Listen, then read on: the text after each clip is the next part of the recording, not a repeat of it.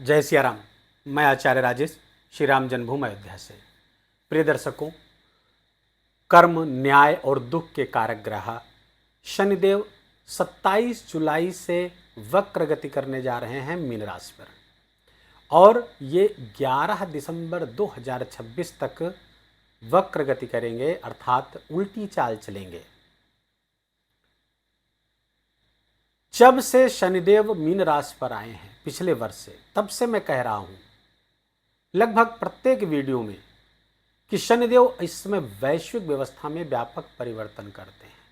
और जब जब मीन राशि पर आते हैं, हर 30 वर्ष पे मीन राशि पर आते हैं और वैश्विक व्यवस्था में व्यापक परिवर्तन लाते हैं। लेकिन इस बार उनको साथ मिल रहा है देवगुरु बृहस्पति का भी, क्योंकि शनिदेव मीन राशि पर तो गोचर कर ही रहे हैं। शनि और देवगुरु बृहस्पति अतिचारी गति कर रहे हैं। ये संयोजन थोड़ा सा और ज़्यादा विपरीत है, लेकिन सकारात्मक अर्थों में देखेंगे तो ये परिवर्तन विश्व के लिए, समाज के लिए, मानव के लिए बहुत ही कल्याणकारी भी होगा। लेकिन इसका मूल्यांकन तो बाद में होगा। आज की परिस्थितियाँ विपरीत रहेंगी और अब शनिदेव इसी परिवर्तन को करते हुए नेक्स्ट फेज में प्रवेश करेंगे 27 जुलाई से, अर्थात परिवर्तन थोड़ा और तीव्र होगा। ये तो हुई मंडेन एस्ट्रोलॉजी की बात। हमारे व्यक्तिगत जीवन में शनिदेव की इस वक्र गति का क्या प्रभाव पड़ेगा? कोई भी ग्रह जब वक्र गति करता है तो उसके बल में 3 गुना वृद्धि हो जाती है, और उसके शुभत्व और अशुभत्व के परिणाम में भी 3 गुना वृद्धि हो जाती है। अब वो ग्रह आपकी कुंडली में कैसा है, ये जानने वाली बात है। गोचर के हिसाब से देखें और राशि के हिसाब से देखें तो वृश्चिक राशि के जातकों को शनिदेव के वक्र गति करने से क्या लाभ होंगे और कहां सावधानियां बरतनी है। आप सब जानते हैं कि कोई किसी भी ग्रह की 5 गतियां होती हैं, जिसमें से सूर्य, चंद्र, राहु, केतु शामिल नहीं होते हैं। अन्य ग्रहों की 5 गतियां होती हैं। कौन कौन सी? मार्गी, वक्री, अतिचारी, अनाचारी और स्तंभी। शनिदेव इस 4.5 महीने लगभग 138 दिन न केवल वक्री रहेंगे, बल्कि कुछ समय के लिए लास्ट में ये स्तंभी गति भी करेंगे। और इस कारण से नवंबर का महीना थोड़ा सा मुश्किलों भरा होगा। हमें सावधानी तो अभी से बरतनी है। महर्षि पराशर कहते हैं कि वक्री ग्रह उच्च के समान परिणाम देता है, और उच्च के समान परिणाम कहने का मतलब यही है कि वो ग्रह बहुत बली हो जाता है। और शास्त्रों में भी कहा गया वक्री ग्रह महाफलदायी, तो महाफल देने के में सामर्थ्य आ जाती है। अब शनिदेव ग्रह जो कर्म के और कर्मों के न्याय के और साथ साथ दुख के भी कारक हैं, लेकिन अलग अलग कुंडली में, अलग अलग लग्न में फंक्शनल रोल शनिदेव का अलग अलग होता है। उस हिसाब से देखेंगे तो वृश्चिक राशि के जातकों के लिए शनिदेव आपके तृतीय स्थान और केंद्र स्थान के स्वामी होते हैं। कोई पापी ग्रह जब केंद्र स्थान का स्वामी हो जाता है तो उसका मेलिफिसेंस कम हो जाता है, उसका जो नकारात्मक प्रभाव है वो कम हो जाता है, पहली बात। अब दूसरा, शनिदेव जब वक्री होंगे तो परिणाम किस तरह देंगे? देखिए, शनिदेव का जो बल है, सारावली ग्रंथ है, ज्योतिष का बड़ा प्राचीन ग्रंथ है सारावली, उसमें 5 प्रकार के बल बताए गए हैं प्रत्येक ग्रह के। कौन कौन से? आयन बल, काल बल, दिग्बल, पक्ष बल और चेष्टा बल। अब वक्री ग्रह का चेष्टा बल बहुत अधिक बड़ा होता है। इसी ग्रंथ में 5वें अध्याय में, सारावली के 5वें अध्याय में ऋषि लिखते हैं कि क्वचित राज्यम, क्वचित पूजाम, क्वचित द्रव्यम, क्वचित यशः ददात विहगम विचित्र चेष्टा वीर्यम समन्विता। अर्थात वक्री शनि कभी तो राज्य दे देता है, कभी पूजा पाठ में लगा देता है, तो कभी क्वचित द्रव्यम, कभी बहुत मात्रा में द्रव्य का लाभ देता है, धन देता है, और क्वचित यशः, कभी कभी बहुत यश भी प्रदान करता है। क्यों? क्योंकि चेष्टा वीर समन्विता, चेष्टा बल से बढ़ गया है। वृश्चिक राशि के जातकों के लिए क्या परिणाम देंगे? पंचम स्थान पर गोचर कर रहे हैं। पंचम स्थान पर शनिदेव का गोचर करना, एक तो आप 7.5 ही जानते हैं, दूसरा आप जानते हैं कि ढैया, और तीसरा एक शब्द और है पनौती। कंटक शनि, इसी शनि को जब पंचम स्थान पर गोचर करते हैं तो फिर वो कंटक शनि कहे जाते हैं। अर्थात ये भी परीक्षा लेते हैं, बहुत टेस्ट करते हैं। यहाँ पर पंचम स्थान पर गोचर करते हैं, लगभग ढैया के समान ही परिणाम प्राप्त होता है। तो वृश्चिक राशि के जातकों के लिए अभी ढैया समाप्त हुई मार्च 2025 में, उसके बाद पंचम आए तो कंटक शनि प्रारंभ हो गए।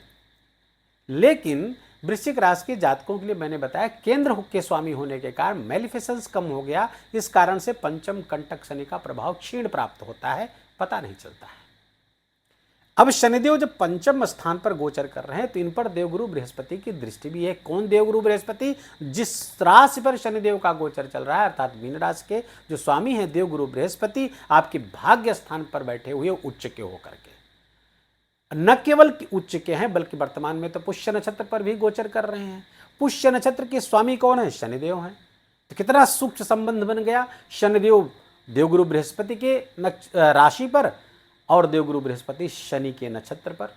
और इतना ही नहीं साहब, देवगुरु बृहस्पति की 9वीं दृष्टि भी शनिदेव पर पड़ रही है, और 9वीं दृष्टि पड़ने के कारण शनिदेव और देवगुरु बृहस्पति में दृष्टिगत संबंध बन गया और नवम पंचम राजयोग बन गया। इसीलिए मैं कहता हूं कि चाहे जितना आप वीडियो आप देखे हों जिसमें बहुत डराया जा रहा है सोशल मीडिया पर शनिदेव की इस वक्री गति को लेकर के, मैं आश्वासन देता हूं कि कुछ भी बुरा नहीं होगा। कुछ एक बातों पर थोड़ा सावधानी बरतनी आवश्यक है, बाकी सब अच्छा ही होगा। क्यों? क्योंकि देवगुरु बृहस्पति की दृष्टि है, और दृष्टि होने का मतलब है कि शनिदेव शिष्य हैं, देवगुरु बृहस्पति गुरु हैं। गुरु की दृष्टि जब शिष्य पर निरंतर रहती है तो शिष्य कुछ गड़बड़ नहीं करेगा, और शनिदेव पर दृष्टि बनी रहेगी 31 अक्टूबर तक। तो 31 अक्टूबर तक तो अच्छे परिणाम प्राप्त होंगे, पहली बात। दूसरी बात, जब शनिदेव वक्री होते हैं तो पीछे के भाव का परिणाम देने लगते हैं, अर्थात इस भाव को भी अपने प्रभाव में ले लेते हैं। उनका स्वयं का घर है, गड़बड़ नहीं करेंगे। कौन ग्रह अपने घर का गड़बड़ करता है भाई? नहीं करेंगे, तो निश्चिंत रहिए। लेकिन एक बात का ध्यान रखिए, पीछे घूमने का मतलब क्या है? उल्टी चाल चलने का, वक्रीगत करने का क्या मतलब है? वक्रीगत करने का मतलब यह है कि पीछे घूम कर देखिए कोई काम पेंडिंग तो नहीं पड़ा है आपका, कहीं कोई वादा किया था आपने, कहीं प्रॉमिस किया था, वो तो नहीं छूटा हुआ है। शनिदेव मौका दे रहे हैं, उसको पूरा कर लीजिए आप। अब यहाँ से संबंधित कोई शिक्षा से संबंधित कोई काम छूटा हुआ, अपना या बच्चे का, आपके बच्चे का, या ये प्रेम का भी भाव है, भक्ति का भाव है, इनसे संबंधित कोई काम आपका छूटा हुआ हो, कोई आप पर्सनालिटी डेवलपमेंट का, स्किल डेवलपमेंट का कोई कोर्स शुरू करके आपने छोड़ दिया हो, उसको पूरा कर लीजिए, शनिदेव प्रसन्न हो जाएंगे। और दूसरा, चतुर्थ स्थान माता का स्थान है, परिवार का, घर है ये, इससे संबंधित कोई काम अगर आपने शुरुआत करके छोड़ दिया या वादा किया था ये करेंगे, घर पे या माँ से या समाज सोसाइटी भी यहाँ से देखेंगे, इनसे संबंधित कोई काम छूटा हुआ है तो प्लीज उसको कर लीजिए। अगर वो नहीं पूरा करते हैं तो शनिदेव की तीसरी दृष्टि घातक हो जाती है। कहाँ पड़ रही है तीसरी दृष्टि? सप्तम स्थान, गृहस्थ जीवन पर पड़ रही। पत्नी के स्वास्थ्य को प्रभावित कर सकते हैं, पत्नी के साथ संबंध को प्रभावित कर सकते हैं, या जीवन साथी, अगर आप पति पत्नी दोनों पर ये लागू होता है तो जीवन साथी के साथ संबंध को प्रभावित कर देंगे, या उनके स्वास्थ्य को प्रभावित कर देंगे, व्यापार को प्रभावित कर देंगे नकारात्मक रूप से, या फिर बिजनेस पार्टनरशिप में आपका चलता है तो वहाँ पर भी डिस्टर्ब कर सकते हैं शनिदेव।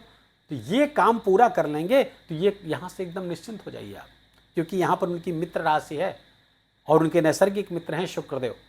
शुक्र की राशि है वृषभ राशि, नैसर्गिक मित्र हैं शनिदेव को, क्यों बुरा करेंगे? बस मौका मत दीजिए। अगली बात, शनिदेव की दृष्टि कहाँ जा रही है? एकादश स्थान पर पहुँच रही, लाभ स्थान है। तो शनिदेव पंचम स्थान पर बैठ करके लाभ भाव को देखेंगे। चूंकि केंद्र के स्वामी है तो लाभ दिलाएंगे भूमि आदि से, भूमि, प्रॉपर्टी, भवन, वाहन, इन सब से लाभ दिला देंगे।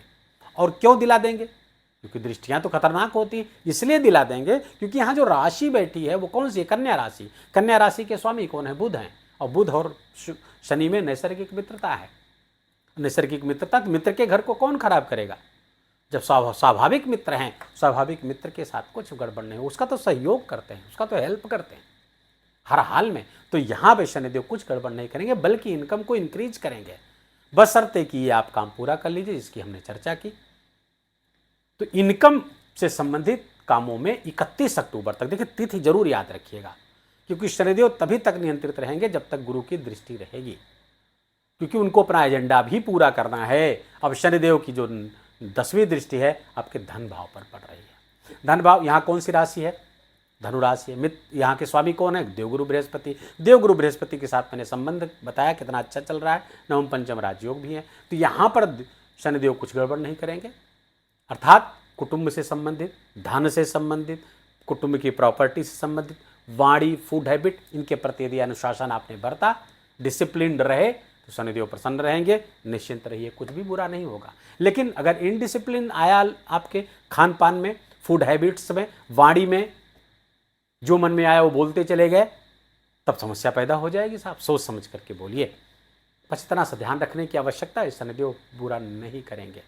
लेकिन एक बात और ध्यान रख लीजिए कि जब देवगुरु बृहस्पति 31 अक्टूबर को आ जाएंगे सिंह राशि पर, तो शनि पर नियंत्रण नहीं रहेगा। शनि फिर स्तंभी गति प्रारंभ करेंगे और ये स्तंभी गति थोड़ी नुकसानदायक होगी। कब? नवंबर में, नवंबर और 11 दिसंबर तक। तो इसके प्रति सावधान रहे। उपाय करें। कौन सा उपाय करें? पहले तो पीपल लगाइए। पीपल एक पेड़ या विषम मात्रा में 3, 5, 7 जितना आप लगा सके, न केवल लगाइए, पाल पोस कर बड़ा करिए। दूसरा, शनि के बीज मंत्र जो ओम शम शनिश्चराय नमः या ओम प्राम प्रीम प्रौम सह शनये नमः, इन मंत्रों का जरूर जप करिए। ठीक है, जितनी मात्रा में आप कर सके, कम से कम 108 बार करें। अधिक से अधिकम फलम, जितना ज़्यादा मात्रा में करेंगे उतने मात्रा में लाभ मिलेगा। लेकिन एक दिन नहीं करने से निरंतर कंटिन्यूटी होनी चाहिए उसमें। शनि स्तवराज या दशरथ कृत शनि स्तोत्र में से किसी एक का पाठ करिए और दीन दुखियों की, असहायों की मदद करिए। इससे शनिदेव प्रसन्न होते हैं। स्वीपर्स जो हैं आपके सफाई कर्मचारी, उनकी भी मदद किया करिए। शनिवार के दिन तो जरूर किया करिए। और अपने अपराधों के लिए जो आपके जाने अनजाने हो गए हैं, क्योंकि कर्मों के फलदाता भी हैं शनिदेव ना, तो जो अपराधों के लिए थोड़ा सा आपको क्षमा प्रार्थना करते रहनी चाहिए। चलते फिरते उठते बैठते भगवान से क्षमा प्रार्थना करिए। यदि आप कर सकते हो तो शिवालय में जाइए। एक मंत्र है, करचरण कृतम वाक्कायवजम कर्मजम वा श्रवण्यनजम वा मानसम वा अपराधम विहितम अविहितम सर्वमेत क्षमस्व जय जय करुणाब्दे श्री महादेव शंभो। भगवान शिव के शिवलिंग पर मत्था टेक करके बोलिए, प्रभु जो कुछ भी गलती हो गई हो इस जन्म में या पूर्व जन्म में, प्रभु से क्षमा करिए। भगवान बहुत करुणावान है, क्षमा कर देंगे। वीडियो को यहीं विराम देंगे। वीडियो अच्छा लगा हो, आपके काम का लगा हो, मेरा बोलना, आपका सुनना सार्थक हुआ तो कृपा करके इस वीडियो को लाइक करिएगा। अपनों के साथ शेयर करके उनको भी इसका लाभ दीजिए। कमेंट में जाकर जय सिया राम लिखना बिल्कुल भी मत भूलिएगा। मेरा विशेष निवेदन, विशेष आग्रह आपसे, चैनल पर नए हैं तो इसको सब्सक्राइब कर लीजिए, बेल आइकन की घंटी दबा लीजिए और प्लीज़ अपना बहुत बहुत ख्याल रखिए। भगवान आपका बहुत बहुत मंगल करें। जय जय सिया राम।